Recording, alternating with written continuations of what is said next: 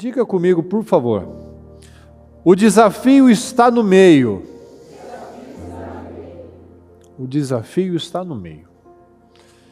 Quando a gente começa alguma coisa, seja um projeto, um trabalho, uma atividade, um curso, tudo começa empolgante, não é verdade? Sim ou não, pessoal?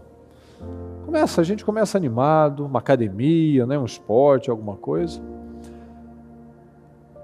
Tudo começa, né, novidade. E quando termina também, que é uma grande vitória, quando nós terminamos, nós temos aquele senso de missão cumprida, não é verdade? De realização, não é verdade?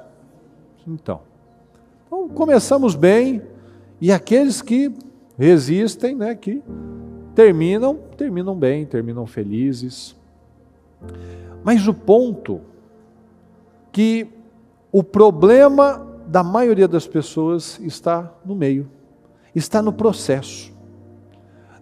Naquela passagem onde Jesus disse para os discípulos, ele falou: vamos para o outro lado.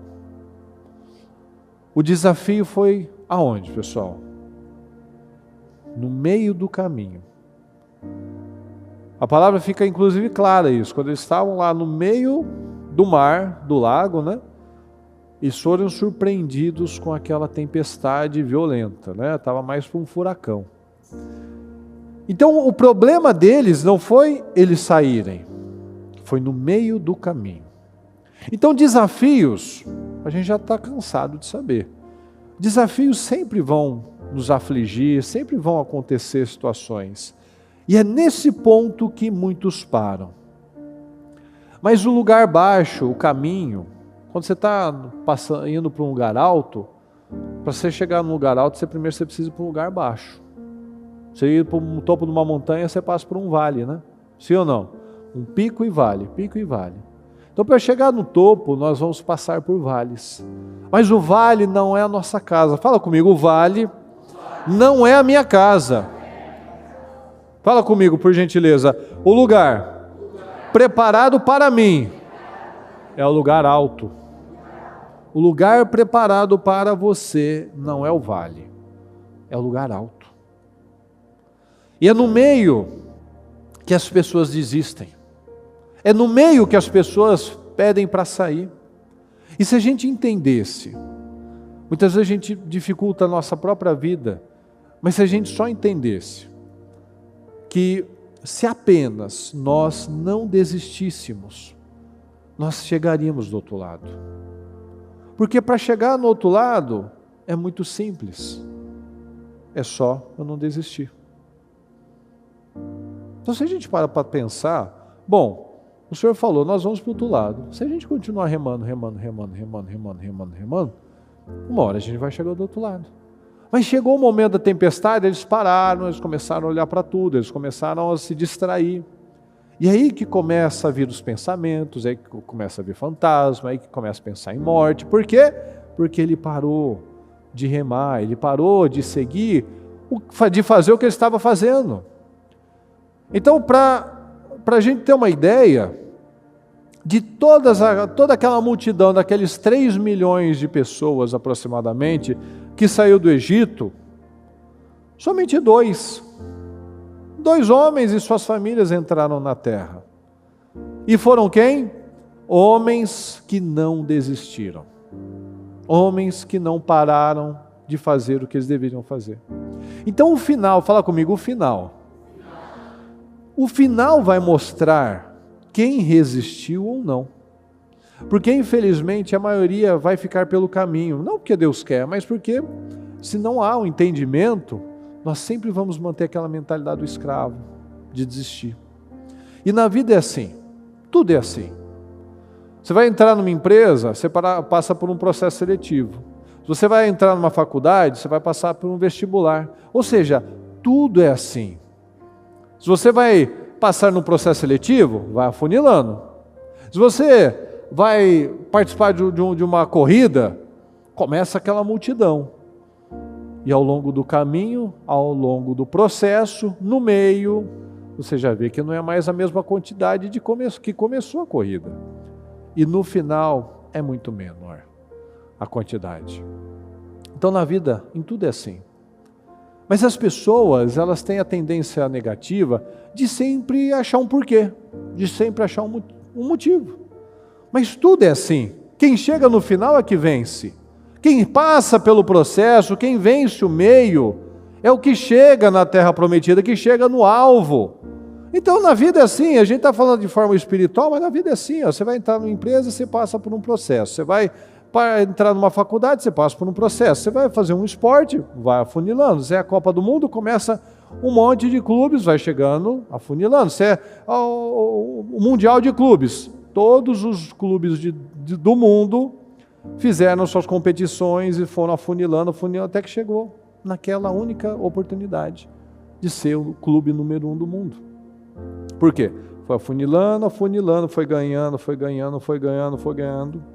E as pessoas sempre acham um motivo para não passar pelo processo. Então nós precisamos parar de dar desculpas. O povo foi ficando pelo deserto, pelo caminho, ficou no meio do caminho, porque tudo era desistir, tudo era voltar, ou seja, eles não cumpriram aquilo que foi determinado, de só seguir em frente. Eles têm que seguir em frente, vai em frente.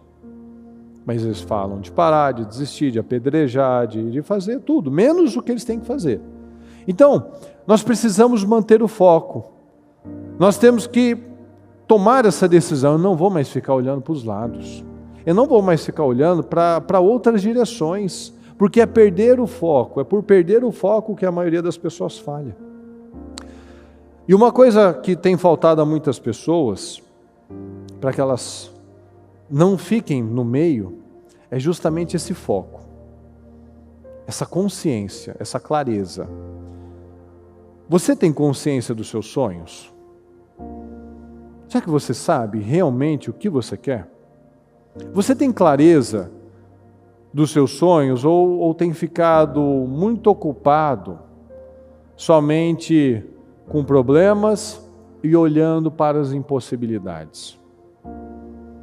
Porque se você não tem clareza, fala comigo, se eu não tenho clareza, eu não vou alcançar. Então se eu não tenho um foco, se eu não sei exatamente o que eu quero, eu nunca vou alcançar. E não é culpa de Deus. Deus vai me dar o quê? Eu quero chegar aonde? O que eu quero conquistar? Até para Deus fica difícil. Eu vou chegar ao quê? Vou conquistar o quê? Quando? Quanto que eu vou crescer? O que eu vou fazer? Aonde eu vou entrar? Qual a empresa? Que território que eu vou conquistar? Se a pessoa não tem clareza, ela fala, eu quero uma vida abençoada. Com ausência de necessidades. Ok. Mas qual o nível? Aonde? Como que você quer fazer isso? Então nós precisamos analisar tudo isso. Se nós não temos clareza, nós não vamos alcançar. O que fala lá em Abacuque? Fala comigo, escreva a visão. Escreva a visão, escreva claramente a visão. Então tudo que é falado hoje em dia, como inclusive é passado às vezes até como um segredo, né? O segredo do sucesso, tudo que hoje em dia é vendido como o segredo do sucesso, Deus já falou há milênios. Escreva a visão. Só que eles não chamam de escreva a visão. Eles falam, tenha metas, tenha foco, tenha objetivos, pensar certo, visualizar, falar a forma correta, declarar a coisa correta, detalhar, fazer detalhes, desenhos, minúcias daquilo que você quer. Tudo isso que eu falei, as pessoas vendem. Mas tudo isso está na Bíblia já há muito tempo. E antes de se formar a Bíblia, já estava nos princípios da palavra. Então, antes de ter esse livro formado, já era assim. Há milênios, milhares de anos já o Senhor já tem ensinado, visualiza, pensa certo, fala certo, seja claro, escreva a sua visão. Tudo está na Bíblia e as pessoas vendem como, nossa, o segredo da minha vida, nossa, como que eu não descobri? Se você só abrisse a sua Bíblia, você ia descobrir todos esses segredos.